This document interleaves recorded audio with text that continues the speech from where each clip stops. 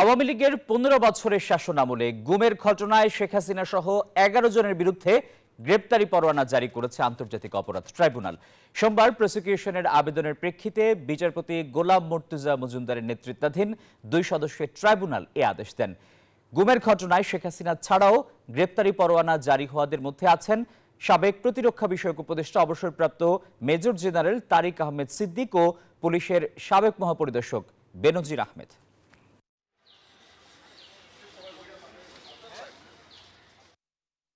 যেহেতু এই অপরাধগুলো একটু ডিফারেন্ট নেচারের, গণহত্যার অপরাধের চেয়ে, এই জন্য আজকে ডিফারেন্ট একটি মামলায় তাদেরকে আমরা গ্রেপ্তার দেখানোর জন্য আবেদন জানিয়েছিলাম। এর মধ্যে সাবেক প্রধানমন্ত্রী শেখ হাসিনা, তার তদানীন্তন নিরাপত্তা উপদেষ্টা তারিক সিদ্দিকী, তদানীন্তন আইজিপি বেনজির আহমেদ সহ বিভিন্ন সংস্থার মোট ১২ জনের বিরুদ্ধে আজকে আমরা গ্রেপ্তারি পরোয়ানা জারির জন্য আবেদন জানিয়েছিলাম। আদালত সেই গ্রেপ্তারি পরোয়ানা জারি করেছেন।